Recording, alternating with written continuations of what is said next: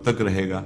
आपको बता दें कि माघ माह के कृष्ण पक्ष की चतुर्थी तिथि का प्रारंभ 6 जनवरी 2026 को सुबह 8:01 पर होगा और चतुर्थी तिथि का समापन 7 जनवरी 2026 को सुबह 6:52 पर होगा। तो साल 2026 में सकट चौथ का व्रत 6 जनवरी 2026 दिन मंगलवार को रखा जाएगा और इस दिन सूर्योदय सुबह 7:15 पर होगा और सूर्यास्त शाम 5:39 पर होगा। और इस दिन अभिजीत मुहूर्त दोपहर 12:06 से लेकर दोपहर 12:48 तक रहेगा और इस दिन सर्वार्थ सिद्धि योग सुबह 7:15 से लेकर दोपहर 12:17 तक रहेगा और इस दिन चंद्रोदय का समय रात्रि 8:54 पर रहेगा। इस मुहूर्त में चंद्रमा को अर्घ्य अर्पित करना शुभ होगा और इस दिन राहु काल का समय दोपहर 3:03 से लेकर शाम 4:21 तक रहेगा।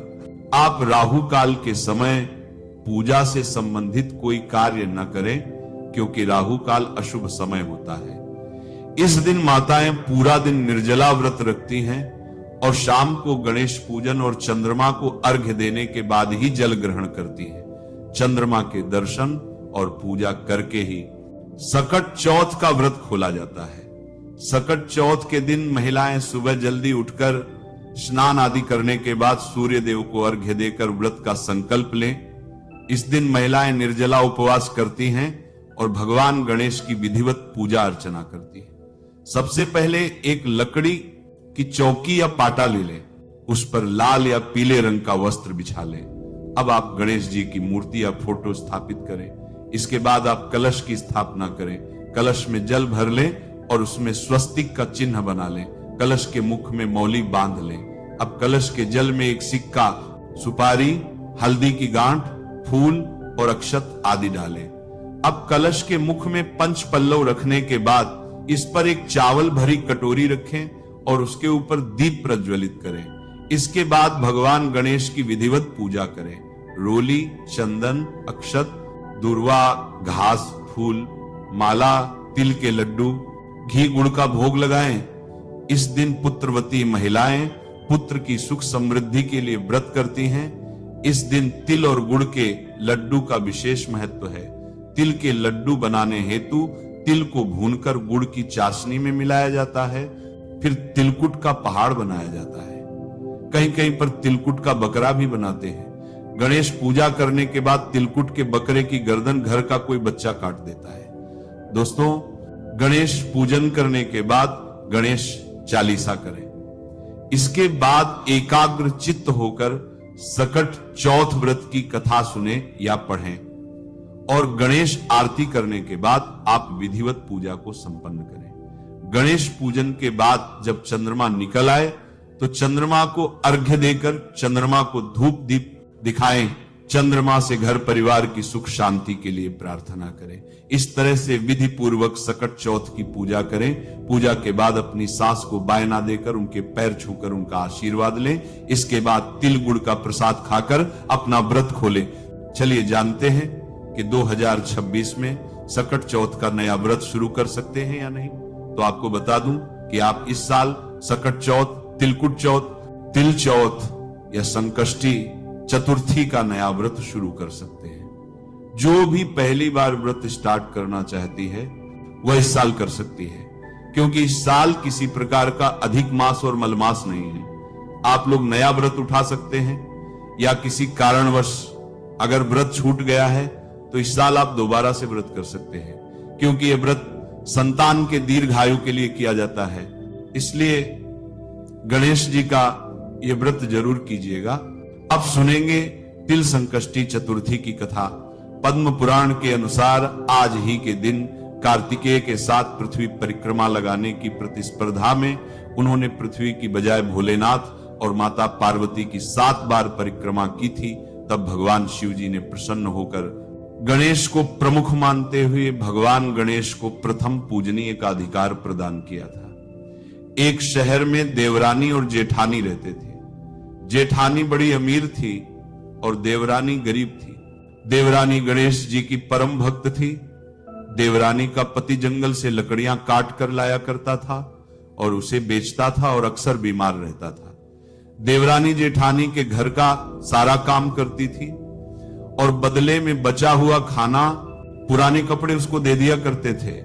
इसी से देवरानी का परिवार चलता था। नियत समय पर देवरानी ने सकट चौथ का व्रत किया।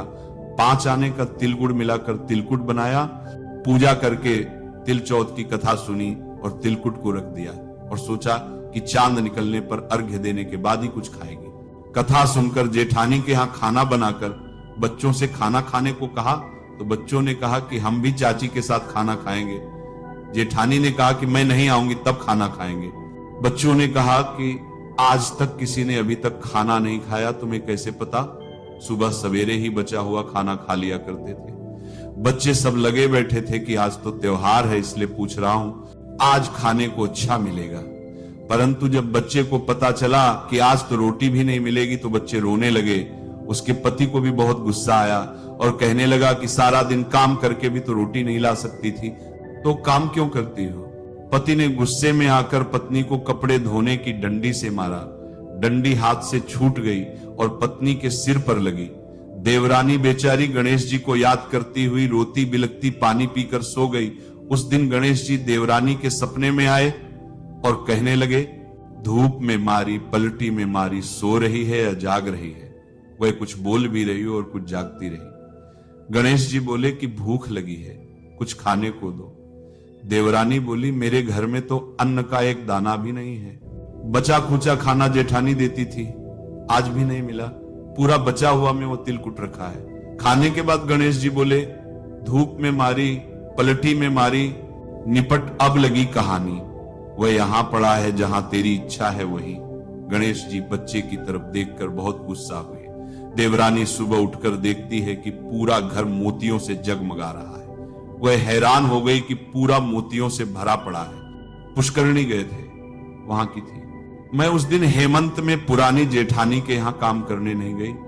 काफी देर तक इंतजार करने के बाद जब जेठानी ने बच्चे को देवरानी को बुलाने के लिए कहा, जेठानी ने सोचा कल खाना नहीं दिया इसलिए शायद देवरानी बुरा मान गई है।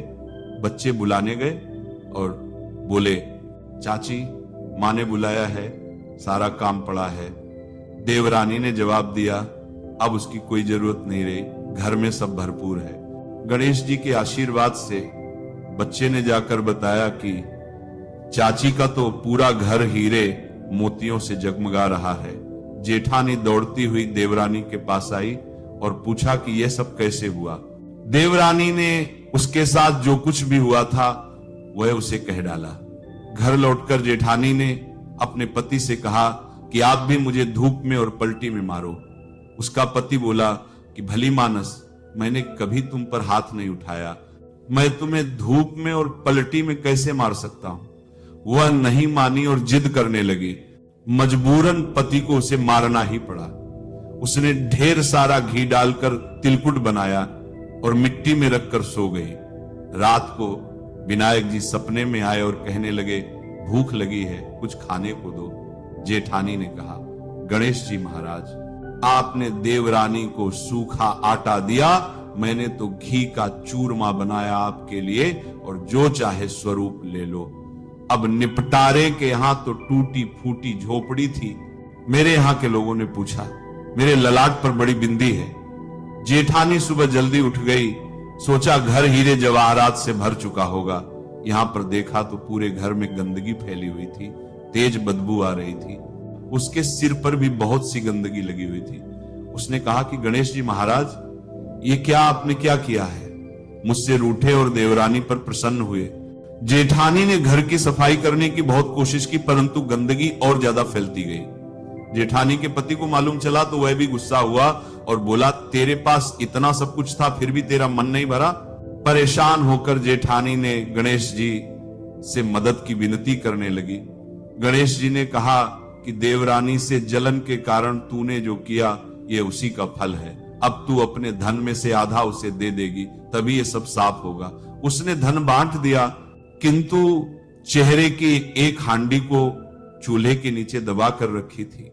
उसने सोचा किसी को पता नहीं चल पाएगा और उसने उस धन को नहीं बांटा। गणेश जी ने कहा अब तो अपना ये लिखा हुआ समझ लो। वे बोले कि पहले चूल्हे के नीचे से दबी हुई चेहरे की हांडी सहित ताकत में रखी 2 सुई भी 2 हिस्से करके उसे भी बांट दो। इस प्रकार से गजानन ने बालक स्वरूप में आकर सुई जैसी छोटी चीजों की बंटवारा करवा दिया खजाना और अपनी माया समाप्त कर दी। गणेश जी महाराज, जैसे आपने देवरानी पर कृपा की वैसे ही सब पर अपनी कृपा करना। कहानी कहने वाले, सुनने वाले और ओमकार स्वरूप में रहने वाले पर भी अपना प्रभाव बनाए रखना।